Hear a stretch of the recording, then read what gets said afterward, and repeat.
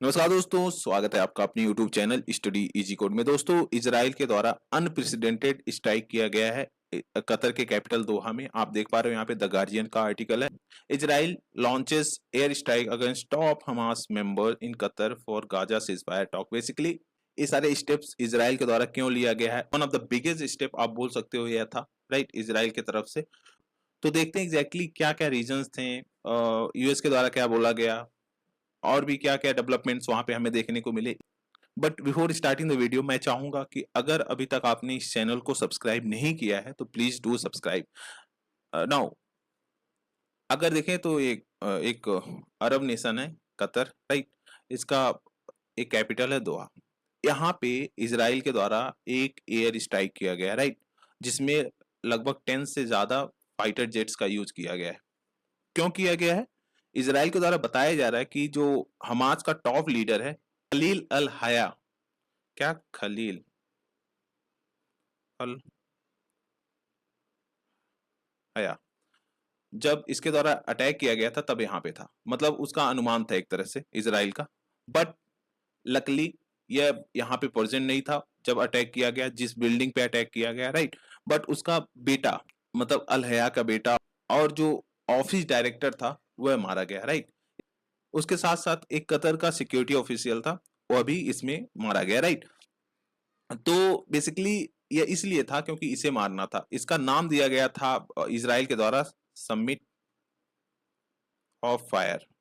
Basically इस no जो operation का नाम दिया गया था, यह एक ऑपरेशन था समिट ऑफ फायर। बेसिकली इसके थ्रू कहीं ना कहीं यहाँ पे अटैक किया गया था इजराइल के द्वारा। नाउ ये इतना ज्यादा कंट्रोवर्शियल क्यों है? क्योंकि ऑब्वियसली एक अरब नेशन पे अटैक करना कंट्रोवर्शियल बन जाता है, और स्पेशली अगर ऑलरेडी वहां पे एक वार चल रहा है। तो देखो, अगर देखें तो कतर पे या फिर किसी गल्फ अरब स्टेट में यह फर्स्ट एवर इजरायली अटैक था, right. First ever Israeli attack था।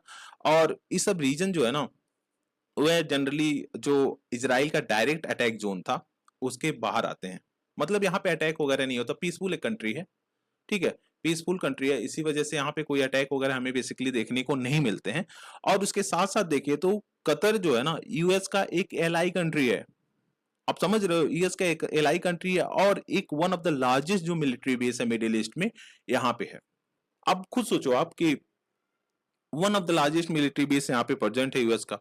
यहाँ पे यूएस का one of the most advance air defence system भी प्रेजेंट था। बट उसके बाद भी कहीं ना कहीं इजराइल नो इजराइल के द्वारा अटैक कर दिया गया यहाँ पे।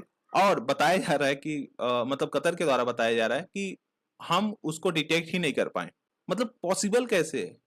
यूएस का one of the best advance air defence system track ही नहीं कर पा रहा है इसराइल के अटैक को। मतलब जो एयर एक तरह से फाइटर फाइटर जेट्स हैं उसको ट्रैक ही नहीं कर पा रहा। आप खुद सोचो।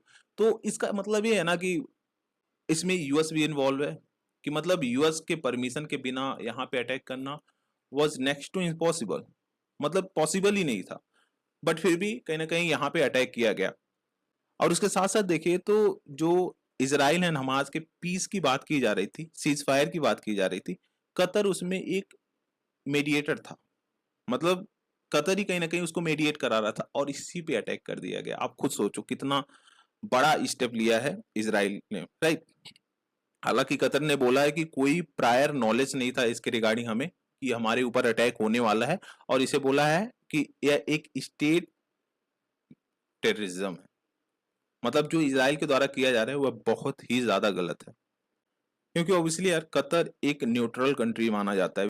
बेसिकली इसके पास कोई भी न्यूक्लियर वार हेड नहीं है और काफी पीसफुल कंट्री माना जाता है। बट उसके बाद भी कहीं ना कहीं इसके ऊपर अटैक कर दिया जाता है। तो एक तरह से जो ट्रस्ट था कंट्रीज के बीच में वो अभी डिग्रेड होता हुआ दिखता है। अब देखो इसका इम्पैक्ट काफी ज्यादा बड़ा पड़ने वाला अगर हम देखें तो जो सीज फायर किया जा रहा था, तरह से सीज फायर जो टॉक था इजराइल एंड हमास के बीच पे, उस पे नेगेटिव इम्पैक्ट पड़ने वाला। क्योंकि जो कतर के प्राइम मिनिस्टर हैं उनके द्वारा बोला गया है कि इस अटैक के बाद जो मेडिएशन का एक नो लैंडस्केप था वह चेंज हो गया है।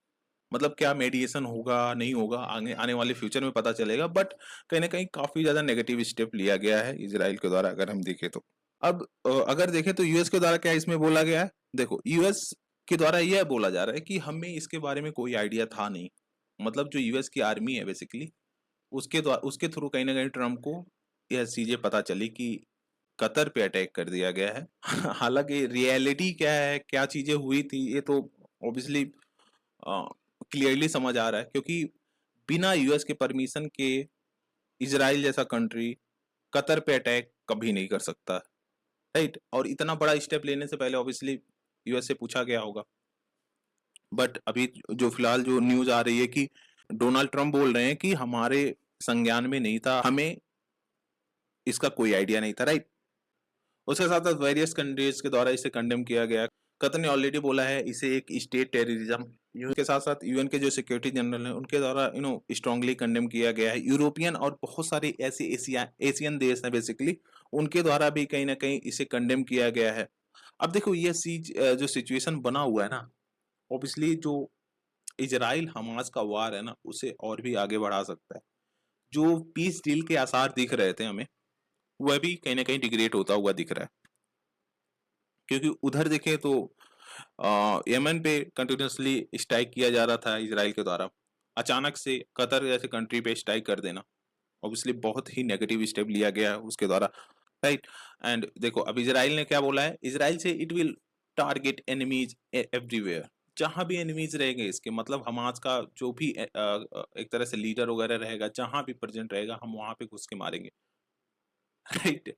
तो अभी भी इसके द्वारा कुछ ऐसा एक्सेप्ट नहीं किया जा रहा है इजराइल के द्वारा कि हमने गलत किया। बट देखो ना, मतलब एक तरह से काफी ग्रेव सिचुएशन बनता हुआ दिख रहा है हमें मिडिल ईस्ट में। अगर हम देखें तो ऑलरेडी अगर हम जो गाजा वाला रीजन है उसमें देखें तो वहां पे ऑलरेडी आपको देखने को मिल रहा है कि फेमाइन डिक्लेयर कर दी गई है। स्टारवेशन सिग्निफिकेंट लेवल पे हमें देखने को मिल रहा है वहां पे।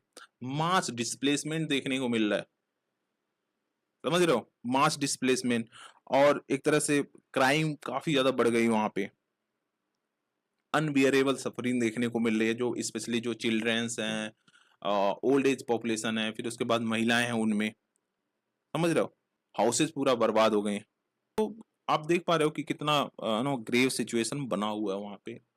और उसके बाद इसराइल का ऐसा अटैक करना कहीं ना कहीं जो एक तरह से हमें आसार दिख रहा था पीस डील का कि जल्दी ही पीस डील कराया जाएगा इसराइल एंड हमास के बीच में, वह भी अब खत्म होता हुआ दिख रहा है, राइट।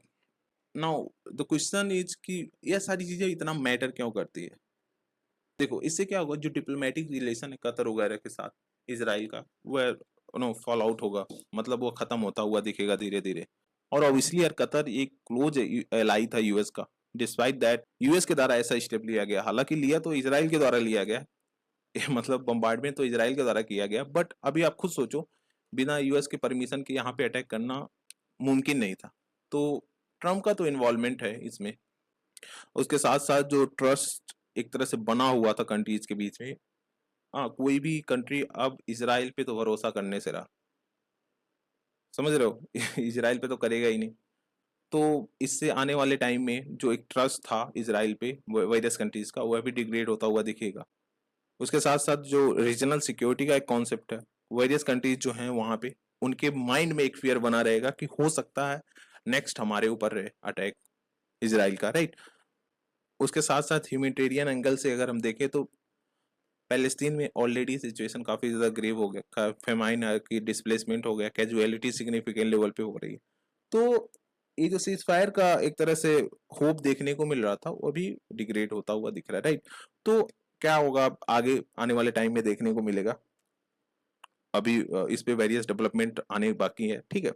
तो this is the end of the video. Thank you for watching. Please do like share and subscribe. Thank you guys.